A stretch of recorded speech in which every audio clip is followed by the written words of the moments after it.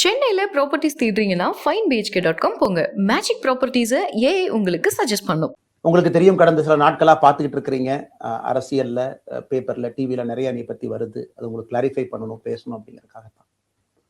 பாரதிய ஜனதா கட்சியில ஆகஸ்ட் 25, 2020 டெல்லியில இங்க வந்து இணைஞ்சு தமிழகத்துல தமிழக மக்களுக்காக ஒரு 6 ஆண்டு காலம் பணியாற்றுவதற்கு ஒரு பெரிய வாய்ப்பு, ஒரு பெரிய பாக்கியமாக நான் கருதுகின்றேன். இன்னைக்கு எந்த இடத்துல இணைஞ்சனோ அதே இடத்துல வந்து மரியாதையோடு, பண்போடு, அன்போடு என்னுடைய பாதை வேறு பாதையில பயணம் செய்யணும். இலக்குகள் இன்னும் பெரிதாக இருக்கிறது. நிறைய மக்கள் இணைச்சு செயல்படணும். ஒரு புதிய அரசியலை, அடிப்படை கட்டமைப்பை மாற்றக்கூடிய அரசியலை உருவாக்க வேண்டும் என்கின்ற ஒரு எண்ணத்தோடு இன்னைக்கு வந்து ரொம்ப பண்போடு சொல்லிவிட்டு அதே இயக்கத்திலிருந்து வெளியே வருகின்றேன். இது தமிழர் பண்புன்னு கூட வச்சுக்கலாம். வெளியே சென்றாலும் கூட மரியாதையோடு சொல்லிவிட்டு செல்வது நம்முடைய பண்பு என்பதுதான் எனக்கும் இலக்கணமாக இருந்திருக்கிறது. இன்றிலிருந்து நம்முடைய ஒரு புதிய பாதை, ஒரு புதிய இயக்கம், ஒரு புதிய பொலிட்டிக்கல் மூவ்மெண்ட், அடிப்படையிலிருந்து ஒரு புதிய பரிமாணத்தோடு, பார்வையோடு பார்க்கக்கூடிய ஒரு விதத்துல தான் நம்முடைய மூவ்மெண்ட் நம்ம ஆரம்பிக்கணும். நீங்கள் எல்லோரும் சேர்ந்து இணைஞ்சு அதை ஆரம்பிக்கணும் அப்படிங்கிறது என்னுடைய பெரிய ஆசைங்க. அதற்கு முன்பு சில விஷயத்தையும் சொல்லணும். என்னுடைய அரசியல் பாதை என்பது ரொம்ப வளைஞ்சு நெளிஞ்சு இங்க வந்து உங்க முன்னாடி நின்றுட்டு இருக்கேன். இது ஈஸி பாத் கிடையாது.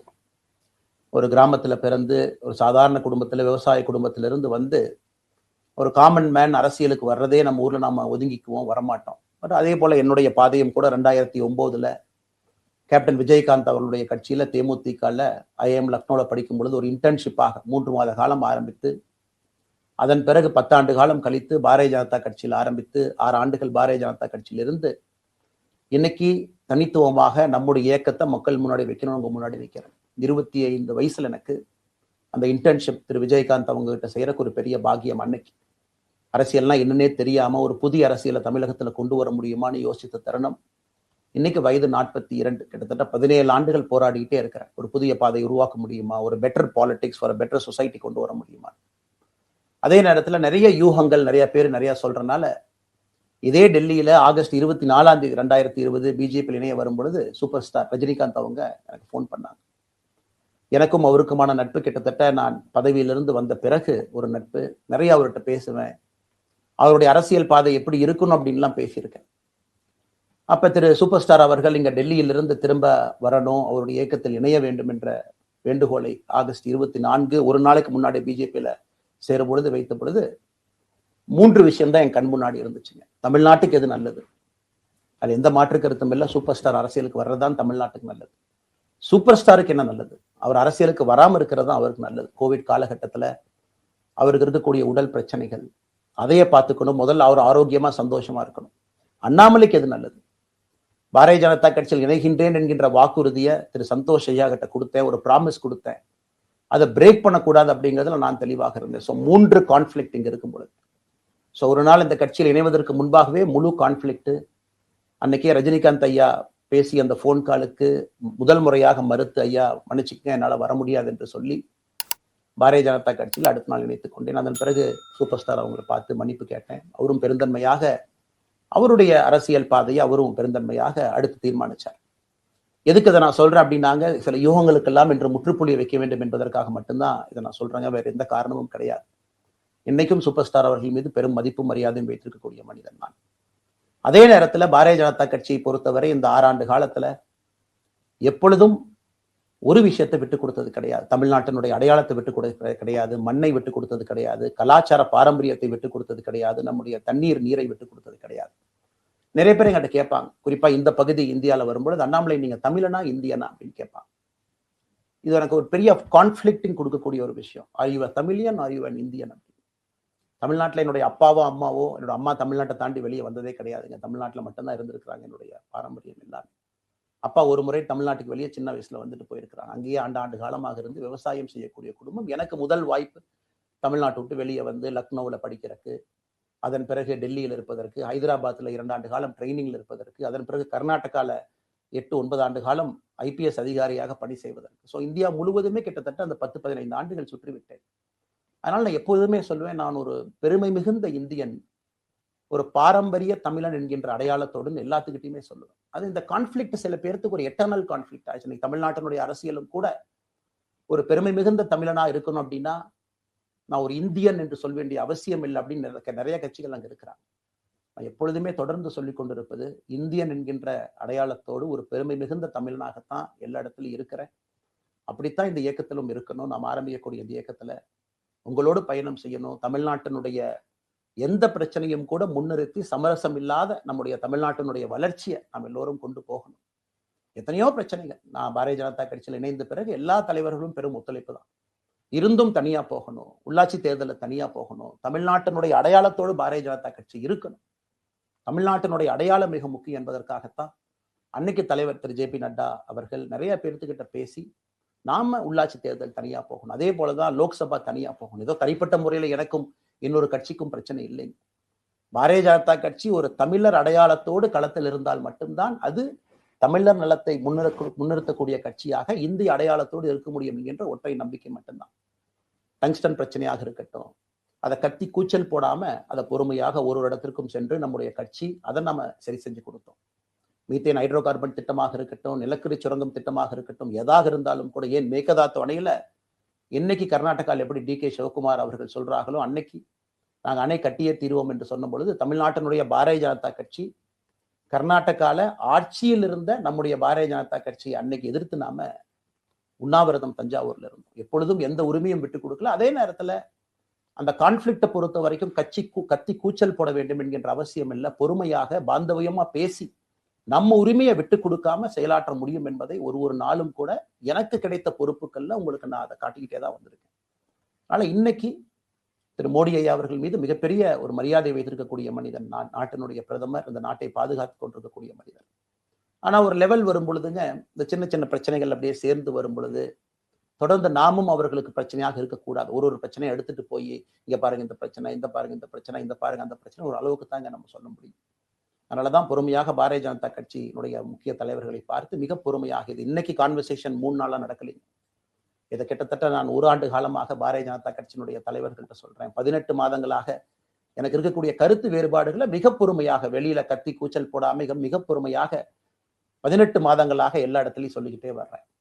டிசம்பர் 4ஆம் தேதி பாரதிய ஜனதா கட்சிக்கு சொன்னேன், நான் கட்சியிலிருந்து வெளியே செல்ல இருக்கின்றேன், இன்னைக்கே உங்களை நான் தயார்படுத்த விரும்புறேன், அதனால நீங்க நாளைக்கு நான் எடுத்தோம் கவுத்தம் ஒரு முடிவெடுப்பதாக நீங்கள் நினைக்கக்கூடாது. டிசம்பர் 4, 2024 25 பாரதிய ஜனதா கட்சிக்கு சொல்லியிருந்தேன்.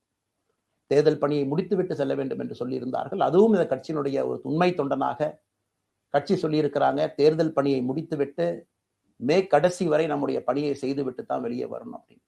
அடுத்து நாம் என்ன செய்ய போறோம்? அடுத்து நாம் இதெல்லாம் பேசிட்டோம், பழச பேசிட்டோங்க, இருந்ததை பேசிட்டோம். அடுத்து ஆனந்தமாக அன்போடு தமிழ்நாட்டுல ஒரு அரசியல் இயக்கத்தை நாம் துவங்க இருக்கின்றோம். இது அரசியல் இயக்கமா, கட்சி இல்லையா அப்படின்னு நீங்க யாரும் கேட்கவே வேண்டாம். கண்டிப்பாக தமிழகத்துல அடுத்து நடக்கக்கூடிய தமிழகத்தினுடைய பொது தேர்தல்ல நம்முடைய கட்சி போட்டியிடும், அதுல எந்த மாற்று கருத்தும் இல்லை. அதற்கு நம்ம தயார் பண்ணணும், நிறைய லீடர்ஸை தயார் பண்ணணும், நிறைய கேடர்ஸை, வாலண்டியர்ஸை தயார் பண்ணணும், உத்வேகத்தோடு தயார் பண்ணணும், அவங்களுக்கு அந்த ஸ்கில் செட்டை நம்ம உருவாக்கி கொடுக்கணும். அதற்கு கொஞ்சம் நேரமாகும். நாம் அது ஒரு இயக்கமாக ஆரம்பித்து நிறைய மனிதர்களை உள்ளே கொண்டு வந்து அவர்களுக்கு சில இடத்துல அரசியலை சொல்லிக் கொடுத்து எல்லா தரப்பட்ட மனிதர்களையும் உள்ளே கொண்டு வந்து, ஏன்னா பாரதிய ஜனதா கட்சியினுடைய தலைவராக பொறுப்பேற்ற பிறகு நான் முதல்ல போய் ஆசீர்வாதம் யார்கிட்ட வாங்கினாங்க, சமீபத்துல மறைந்த நல்ல கண்ணையாகிட்ட தான். இன்னைக்கு மண் சார்ந்த அரசியலை முன்னெடுக்கணும், நல்ல மனிதர்களுடைய கொள்கைகள் உள்ள கொண்டு வரணும், எல்லா மனிதர்களையும் உள்ளடக்கிய அரசியலை நாம் முன்னிறுத்தணும். டெக்னோக்ராட்ஸ் பெருமளவுல நமக்குள்ள வரணும், பெருமளவுல நமக்குள்ள டெக்னோக்ராட்ஸ் வரணும். இன்னைக்கு அமெரிக்கா போறோம், யூரோப் போறோம், அங்க போய் நமக்கே எவ்வளவு பெருமையா இருக்கு. ஒரு மிகப்பெரிய நிறுவனம் நிவிடியா எடுத்துக்கங்க, மைக்ரான் எடுத்துக்கங்க, சாம்சங் எடுத்துக்கங்க, இன்டெல் எடுத்துக்கங்க, அங்க இருக்கக்கூடிய இன்ஸ்டாகிராம், ஃபேஸ்புக், கூகுள், ஆல்பபெட் பார்க்கும் பொழுது வைஸ் பிரசிடென்ட் பாத்தீங்கன்னா ஒரு தமிழன் அங்க உட்கார்ந்து இருக்கிறான். இந்தியன் என்கின்ற அடையாளத்தோடு அங்கே ஒரு தமிழன் அமர்ந்திருக்கின்றார். என்னுடைய கனவு உங்கள் பல பேர்த்த போல அவர்கள் எல்லாம் திரும்ப இங்கே வந்து அரசியல்ல ஏதோ ஒரு விதத்துல கான்ட்ரிபியூட் பண்றதுக்கு நம்முடைய இயக்கமும் நம்முடைய வருகின்ற காலத்துல நம்ம ஆரம்பிக்கக்கூடிய கட்சியும் அதற்கு உறுதுணையா இருக்கணும். அத்தனை டேலண்ட்டை ரிஃபைன் பண்ணி நம்ம கொண்டு வரும். தமிழ்நாட்டினுடைய வளர்ச்சிக்கு எல்லோரையும் நம்ம பயன்படுத்தணும். இதுல எங்கேயுமே கூட நான் பெரிது நீ பெரிது என்று இருப்பதை விட ஒரு வளர்ந்த பாரதம், இந்தியா உலகத்துல மிக முக்கியமான இடத்துல அந்த பாரதம் வந்து அமரும் பொழுது முதன்மை மாநிலமாக தமிழகத்தை கொண்டு வந்து நிறுத்த வேண்டிய பொறுப்பு நமக்கு இருக்கு. அதற்கு நம்முடைய பொலிட்டிக்கல் கிராமர், பொலிட்டிக்கல் லாங்குவேஜ் எல்லாமே நம்ம மாத்தணும். நம்ம பேசக்கூடிய விஷயம். அடுத்து இன்னொன்னு கேட்கறாங்க, நான் கமெண்ட் வர அப்படியே நான் பேச ஆரம்பிக்கிறேன். தமிழ்நாட்டுல இன்னைக்கு ஒரு அரசியல் கட்சி வேணுமான்னு கேட்டீங்கன்னா கண்டிப்பா வேணும், அது எந்த மாற்று கருத்தும் இல்லை. காரணம், ஒரு கடைக்கு போய் நாம் ஒரு டூத் பேஸ்டோ ஒரு அரிசியோ ஒரு பருப்போ வாங்கினா கூட 10 கடை ஏறி இறங்கி எங்க அம்மா அதெல்லாம் பார்த்து விலையை பார்த்து தரத்தை பார்த்து பொருளை பார்த்து அத்தனை முறை வாங்கித்தான் பார்ப்பேன். ஏன்னா அது நம்ம உடம்புக்குள்ள போற விஷயம். ஆனா அரசியல் கட்சி இன்னைக்கு எத்தனையோ கட்சிகள் இருந்தாலும் கூட என்னுடைய நம்பிக்கை, நம்முடைய நம்பிக்கை, வருகின்ற காலத்துல நம்முடைய அரசியல் இயக்கம் கட்சியாக மாறும் பொழுது மக்கள் அந்த தரத்தை பிரித்து பார்ப்பார்கள். தலைவர்கள் எப்படிப்பட்டவர்கள்? நாம எல்லோருமே காமன் மேன் பொலிட்டீஷியன்ஸ். பக்கத்து வீட்டுக்காரங்க மாதிரி தான் மக்கள் நம்மளை பார்க்க போறாங்க. தூரத்துல இருந்து நாம் கை காட்ட போவது கிடையாது. ஏன்னா நாம் யாரும் அப்படிப்பட்ட குடும்பத்திலிருந்து வரவில்லை, அப்படிப்பட்ட வளர்ப்பு நமக்கு இல்லை, நாம் யாரும் அப்படி இல்லை, தமிழனுடைய கலாச்சாரமும் பண்பாடும் இல்லை. அதெல்லாம் கூட நம்முடைய அரசியல்ல முதல் நாள்ல இருந்து கல்ட் பாலிடிக்ஸ்ல இருந்து நம்ம வெளியே வரணும். அரசியல் மாற்றம்னு சொல்றாங்க, ஆனா அதே கல்ட் பாலிடிக்ஸ். நாம அதுல இருக்க போறது இல்லை. கல்ட் பாலிடிக்ஸ்ல இருந்து வெளியே. அண்ணாமலை என்ன பிறந்த நாளா 10 பேர் கொண்டாடணுமா? அதனாலதான் நம்ம பிறந்த நாள் அன்னைக்கு எதுவுமே நம்ம செய்யணும். என்னுடைய பிறந்த நாள் என்பது உங்கள் பிறந்த நாளை போல ஒரு நாள். நான் அரசியல் வருவதை என் பிறந்த நாளை எப்பவுமே கொண்டாடினது கிடையாது. அரசியல் வந்ததுக்காக சில பேர் போஸ்ட் அடிச்சு ஒட்டுறான். அந்த கலாச்சாரத்தையும் உடைக்க வேண்டும் என்பதற்காகத்தான் நேற்று நம்ம எதுவுமே பேசலைங்க, இன்னைக்கு நம்ம பேசுறோம். இந்த கல்ட் பாலிடிக்ஸ்ல இருந்து வெளியே வரணும். ஒரு காமன் மேன் பாலிடிக்ஸை முன்னிறுத்தணும். சமரசம் இல்லாத கொள்கை இருக்கக்கூடிய இயக்கமாக அது கட்சியாக முன்னாடி வரணும். அவ்வளவு குவாலிட்டியான லீடர்ஸை நம்ம பில்ட் பண்ணணும். ஒரு முதலமைச்சர் தமிழகத்தை மாற்ற முடியுமான்னு கேட்டீங்கன்னா கண்டிப்பா முடியாது. முதலமைச்சர் இருக்கக்கூடிய 35 கேபினெட் அமைச்சர்கள் மாற்ற முடியுமான்னு கேட்டா கண்டிப்பா முடியாது. 234 சட்டமன்ற உறுப்பினர்கள் மாற்ற முடியுமான்னு கேட்டா முடியாது. 39 பாராளுமன்ற உறுப்பினர்கள் மாற்ற முடியுமான்னு கேட்டீங்கன்னா முடியாது. அவர்களோடு உள்ளாட்சி பிரதிநிதிகளாக இருக்கக்கூடிய கிட்டத்தட்ட 30,000க்கும் மேற்பட்ட பிரதிநிதிகள், பஞ்சாயத்து தலைவர்ல இருந்து ஆரம்பித்து கவுன்சிலர்ல இருந்து ஒரு கார்பரேஷன் கவுன்சிலர் இருந்து மேயர்ல இருந்து, நம்முடைய நோக்கம் எல்லா இடத்துலையும் கிளீன் பாலிடிக்ஸ் கொண்டு வரும், எல்லா இடத்துலையும் கிளீன் கவர்னன்ஸ் கொண்டு வரும், எல்லா இடத்துலையும் ஹானஸ்ட், எஃபிஷியன்ட், கேபபிள், வேலையை செய்து முடிக்கக்கூடிய திறன் படைத்த தலைவர்கள் அங்க கொண்டு வந்து வைக்கணும். அதே நேரத்துல பாலிடிக்ஸ் என்பது ஒரு ஃபேமிலிக்கு மட்டுமல்ல, தொடர்ந்து நாம மட்டும் இருப்போம் அப்படி இல்லை. நம்ம இயக்கம் கட்சியாக மாறும் பொழுது உங்கள்கிட்ட பேசி நம்ம டேர்ம் லிமிட் கொண்டு வரோம். நாம் ஒரு வித்தியாசமான கட்சினா எல்லோருக்கும் வாய்ப்பு கொடுக்கணும். 140 கோடி மக்கள் வசிக்கக்கூடிய அந்த நாட்டுல, தமிழகத்துல கிட்டத்தட்ட 8 கோடி பேருக்கு நாம இருக்கோம். 5.5 கோடிக்கு மேற்பட்ட வாக்காளர்கள் இருக்கும் பொழுது எல்லோரையும் அரசியலுக்கு வாய்ப்பு கொடுக்கணும். டேர்ம் லிமிட் கொண்டு வரணும். எத்தனை முறை எம்எல்ஏவாக இருக்கணும், எத்தனை முறை எம்பியா இருக்கணும், எல்லோருக்கும் அது பொருந்தும், எனக்கும் அது உட்பட.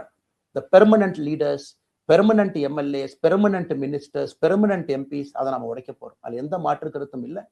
அது என்னை ஆரம்பித்து முதல் மனிதனாக இந்த இயக்கத்தில் இணைத்துக் கொண்டிருக்கக்கூடிய என்னை, ஒரு சாதாரண ஒரு மனிதராக என்னை ஏற்றுக் கொண்டிருக்கக்கூடிய ஒரு காமன் மேன் என்னை ஆரம்பித்து எல்லோருக்கும் இது பொருந்தும். இதை நாம இந்த இயக்கம் கட்சியாக மாறுகின்ற முதல் நாள்ல நம்ம சொல்ல போறோம். No chair is permanent for anybody. அதில் நம்ம ரொம்ப தெளிவாக இருக்கின்றோம். புதியவர்கள் வரணும், வந்துகிட்டே இருக்கணும். It should flow like a water. New ideas வரணும், அந்த ஸ்ட்ரீம் போய்கிட்டே இருக்கணும். நம்மை தாண்டி இந்த இயக்கம் நிற்கணும். This movement should stand beyond us, not in name but in purpose and pursuit of excellence. இதெல்லாம் ஏதோ அண்ணாமலை அப்படிங்கிற பேர் கிடையாதுங்க. அதனாலதான் ரொம்ப யோசிச்சு நாம கொண்டு வந்திருக்கோம். www.vetheleader.org அப்படிங்கிற அமைப்பு ஏற்கனவே 2020 நாங்கள் எல்லாம் சேர்ந்து ஆரம்பித்த அமைப்பு. நான் பேசி முடிச்சோம்னா அந்த லிங்க் உங்களுக்கு லைவா வந்துடும். vetheleader.org நீங்க உங்களை வாலண்டியரா இன்னைக்கு பொலிட்டிக்கல் ஒரு மூவ்மெண்ட்ல உங்களை நீங்க நினைச்சுக்கணும். நாம எல்லோரும் ஒண்ணு சேர்ந்து பேசுவோம். அதனாலதான் இன்னைக்கு கோயம்புத்தூர்ல இன்னொரு அறிவிப்பும் கூட கொடுக்கணும். எல்லாத்தையும் டைரக்டா எப்படி நம்ம பாலிடிக்ஸ்குள்ள கொண்டு வர போறோம்.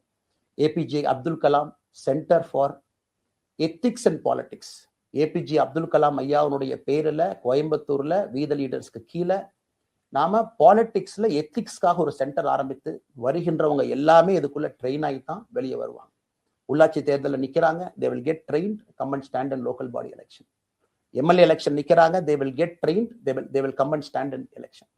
அவங்க எங்க நின்னாலும் கூட ஒரு ப்ராசஸ்ல நாம அவங்கள ட்ரெயின் பண்ணி, அவங்கள ஷேப் பண்ணி, ஒரு கம்யூனிட்டியினுடைய நீட்ஸ் அண்டர்ஸ்டாண்ட் பண்ணி அரசியல் செய்யக்கூடிய மனிதர்களாக நாம் அவங்கள கொண்டு வர போறோம். நாம் யாருக்கும் போட்டி கிடையாது. ஆளுங்கட்சி இருக்கு, நிறைய எதிர்கட்சி இருக்கு, எல்லோரும் இருக்கட்டும், சந்தோஷமா இருக்கட்டும், அவங்கவுங்க கொள்கையை சொல்லட்டும். நம்முடைய கொள்கையும் வருகின்ற காலத்துல நம்ம எல்லோரும் இணைஞ்சு நம்ம கொள்கையை சொல்ல போறோம். இன்னைக்கு நான் ஏபிஜே அப்துல் கலாம் ஐயா அப்படிங்கிற பேரை உங்க முன்னாடி சொன்னதுக்கான காரணம் என்னன்னா, அவரை நான் மாணவனா பார்த்திருக்கிறேன், ஐபிஎஸ் அதிகாரியா பார்த்திருக்கிறேன், கேள்விகள் கேட்டிருக்கேன், லைவா அவர் பேசுனதை கேட்டிருக்கேன். அவர் சொன்ன அத்தனை கான்செப்ட் இன்னைக்கு நமக்கு எப்ப பொருந்தோம், இன்னைக்கு பொருந்தும். எப்பவோ சொன்னார் விஷன் 2020, எப்ப சொன்னாருங்க? 2020. நம்ம 2020ங்கிறது 2000த்துல சொன்னார். நாம அந்த கோல் போஸ்ட் அப்படியே மாத்திட்டோம். அது மட்டும் இல்லை, அன்னைக்கு சொன்னாரு கிராமப்புறத்துல இருந்து நகரத்துக்கு யாரும் போகக்கூடாதுன்னா PURA providing urban amenities and rural areas, கிராமப்புறத்துல அவ்வளவு ஃபெசிலிட்டியை கொண்டு வரணும். அது எல்லாம் கூட இன்னைக்கு யாருக்கு பொருந்ததோ இல்லையோ நம்முடைய சமுதாயத்துக்கு பொருந்தும். அவ்வளவு விஷயங்கள் சொல்லியிருக்கக்கூடிய ஏபிஜே அப்துல் கலாம் ஐயா நமக்கு மிக முக்கியமானவர். அவருடைய கருத்தியல் நமக்கு மிக மிக முக்கியமானது. ஒரு தேசிய மனிதராக, பெருமை மிகுந்த தமிழனாக வாழ்ந்து மறைந்திருக்கக்கூடிய ஒரு அற்புதமான மனிதர். நிறைய நம்முடைய தலைவர்கள் இருக்காங்க. அத்தனை கொள்கைகளும் வேண்டும். ஒரு ஐடியாலஜி பாத்தீங்கன்னா ரைசஸ் அண்ட் ஃபால்ஸ். எந்த ஐடியாலஜியும் பெர்மனன்ட் நான் பிடிச்சிருப்பேன். கம்யூனிசம் 100 ஆண்டுகளுக்கு முன்பு எப்படி இருந்த ideology, for right movement, for left movement, centrist movement, liberal movement, ஒரு அரசியல் சரித்திரத்தை பார்க்கும் பொழுது அந்த ஐடியாலஜி தன்னைத்தானே மாற்றிக்கொள்ளவில்லை என்றால், அடுத்த தலைமுறைக்கு தேவையான வசதியை செய்து கொடுக்கவில்லை என்றால், அது எந்த ஐடியாலஜியாக இருந்தாலும் அது அழியும் என்பதுதான் காலத்தினுடைய கட்டாயம் நாம் பார்த்துக்கிட்டு இருக்கோம். நாம் அதை தாண்டி நிற்கணும்.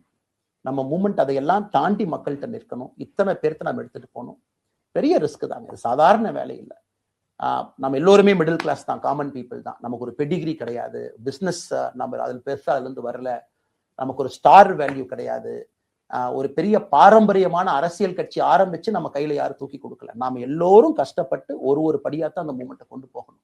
அதனால் என்னோடு வர நினைக்கக்கூடிய எல்லோருக்கும் என்னுடைய அன்பு வேண்டுகோள், கொஞ்சம் பொறுமை, கொஞ்சம் நிதானம். ஏன்னா ஒரு செங்கல் எடுத்து வைக்கும் பொழுது அது ஐடியலிசத்தோடு வைக்கிறோம், நேர்மையோடு வைக்கிறோம். தமிழகத்திற்கு ஒரு மாற்றத்தை கொடுக்க வேண்டும் என்கின்ற நோக்கத்தில் அந்த செங்கலை வைக்கும் பொழுது அந்த செங்கலுக்கு கியூரிங் ஆகிறதுக்கு ஒரு டைம் வேணும். அந்த செங்கல் பிடிமானத்தோடு நிற்கணும். அதன் பிறகுதான் அந்த பில்டிங் நிற்கும். இல்லாட்ட அடிக்கக்கூடிய புயல் காட்டுக்கு சாயக்கூடிய பில்டிங்கை நம்ம கட்ட போறது இல்லைங்க. அதனால் எல்லோருக்கும் நிறைய பேர் மெசேஜ் போறீங்க, மாற்று கட்சியில் இருக்க உடனே கிளம்பி வரட்டுமா. எல்லோரும் சந்தோஷம். leader.org எல்லோரும் இணைஞ்சு இயக்கமாக அது விரைவில் சரியான நேரத்துல நாம் அந்த மசில், ஜிம்முக்கு போனா கூட நேரடியாக 50 கிலோ தூக்க முடியாதுங்க. 10 கிலோல இருந்து 50 கிலோக்கு போகும். நாம் அந்த மசிலை பில்டு பண்ணி அந்த மெட்டில ஃபைபரை நம்முடைய தோழர்களுக்கு நம்ம பில்டு பண்ண உடனே அது பொலிட்டிக்கல் பார்ட்டியாக அது மாறும். அதுவரை பொறுமை பொறுமை பொறுமை. அவசரமா ஒரு வெயிட்டை தூக்கி முதுகு பிடிச்சு கால் பிடிக்கிறத விட சரியா ஒரு திசையிலும் அதை கொண்டு போய் இதை பக்காவான முறையில நம்ம அதை செய்வோம். ஆனால் இன்றிலிருந்து நம்முடைய WeTheLeaders.org அதுல மூவ்மெண்ட் நம்ம ஆரம்பிக்கிறோம். கோயம்புத்தூர்ல ஏபிஜே அப்துல் கலாம் ஐயாவோட பேரில் centre for ethics and politics அதை உருவாக்குறோம். உள்ளாட்சி தேர்தலுக்கு நிறைய மனிதர்களை இங்கிருந்து நம்ம அனுப்புறோம். அவங்க உள்ளாட்சி பிரதிநிதிகளா வர்றாங்க. குட் பாலிடிக்ஸை நம்ம சொல்லிக்கிட்டே வர்றோம். அதனாலதான் நான் அடிக்கடி சொல்லுவாங்க, நாம மாறுவோம், மாற்றம் தானாக நடக்கும். அதனாலதான் நம்முடைய இந்த மூவ்மெண்ட்னுடைய கொள்கையே மாறுவோம், மாற்றுவோம். Let us also change to bring change. இந்த ரெண்டையும் செய்வோம். யாரு மீதும் வன்மம் கிடையாது. அதே நேரத்துல நம்முடைய சமூக வலைதளத்தில் இருக்கக்கூடியவங்க நான் வாரியர்ஸ்ன்னு சொல்லிங்க, you are the change agents. என்னை பொறுத்தவரை ஒரு மாற்றத்தை கொடுக்கக்கூடியவங்க நீங்க. சண்டை களத்துல சண்டை போறது நம்ம வேலை இல்லைங்க, மாற்றத்தை கொடுக்கக்கூடியது நம்முடைய வேலை. கடந்து வந்த பாதையை திரும்பி பார்க்கும் பொழுது கொஞ்சம் சந்தோஷத்தோடு, அதே நேரத்துல யாரெல்லாம் கைப்பிடிச்சு இவ்வளவு தூரம் கூட்டிட்டு வந்தாங்களோ அவர்களுக்கு நன்றி உணர்வோடு, நம்ம முன்னாடி செல்லக்கூடிய பாதை இதுவரை வந்த பாதையிலிருந்து கொஞ்சம் மாறுபட்டு இருந்தாலும் நம்முடைய அனுபவத்தை வைத்து அதற்காக யாரையும் திட்டி தீர்க்கணும்னு அவசியம் இல்லை. சமூக வலைதளத்துல நாம ரொம்ப ரெஸ்பான்சிபிளா இருப்போம். தமிழ்நாட்டில் நிகழக்கூடிய பிரச்சனை என்ன கமெண்ட் வேணாலும் யாரு வேணாலும் போடலாம், பேசலாம். மைக்கே முன்னாடி இருக்கு, நான் பேசிட்டு போயிடுவேன்னு நினைக்கிறீங்க. பாதிக்கப்படுறவங்க பின்னாடி ஒரு குடும்பம் இருக்கு, குட்டி இருக்கு, குழந்தை இருக்கு, அவங்களுக்கும் ஒரு தனி அடையாளம் இருக்கு. அது என் சைட்ல இருந்து தெரியாம ஏதாவது தவறு நடந்திருந்தாலும் கூட, என்னை ஆதரித்து செய்பவர்கள் ஏதாவது தவறு செய்திருந்தாலும் கூட அதற்காக இந்த நேரத்தில் நான் மன்னிப்பும் கேட்டுக்கிறேன்.